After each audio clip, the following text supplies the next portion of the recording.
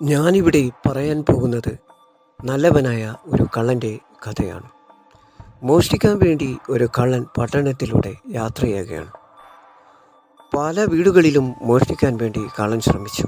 അതൊന്നും സാധിച്ചില്ല. വീണ്ടും യാത്രയായി. അങ്ങനെയാണ് കള്ളൻ്റെ കണ്ണിൽ ഒരു വലിയ വീട് പ്രത്യക്ഷപ്പെടുന്നു. ആ വീടിനെ ലക്ഷ്യം വെച്ചുകൊണ്ട് കള്ളൻ യാത്രയായി. വീടിൻ്റെ മതിൽ ചാടിക്കടന്ന് മുൻവശത്തുള്ള ഡോർ കുത്തിപ്പൊളിച്ച് കള്ളൻ അകത്തേക്ക് കടന്നു.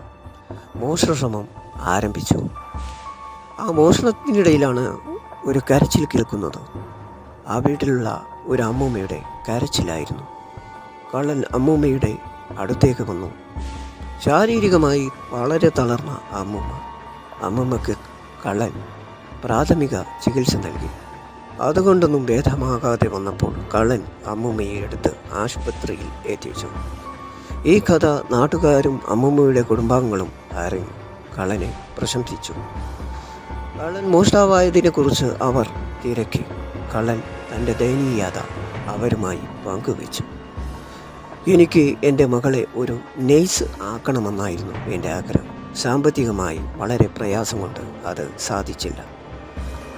അതിനുവേണ്ടിയുള്ള സാമ്പത്തികം കണ്ടെത്തിന് വേണ്ടായിരുന്നു ഞാൻ മോഷ്ടാവായിരുന്നു. ഈ കഥ കേട്ടപ്പോൾ അവർക്കെല്ലാം സങ്കടമായി. അവർ കള്ളനോട് പറഞ്ഞു, താങ്കളുടെ സ്വപ്നം ഞങ്ങൾ സഫലീകരിക്കും. താങ്കളുടെ മകളുടെ നഴ്സിംഗ് പഠനത്തിലുള്ള എല്ലാ ചിലവുകളും ഞങ്ങൾ വഹിക്കും. അങ്ങനെ കള്ളൻ്റെ മകളുടെ നഴ്സിംഗ് പഠനം ആരംഭിച്ചു. അതിനുശേഷം വർഷങ്ങൾക്ക് ശേഷം കള്ളൻ്റെ മകൾ ഒരു പ്രമുഖ ഹോസ്പിറ്റലിലെ നഴ്സായി മാറി. അതോടുകൂടി കള്ളൻ സന്തോഷവാനായി.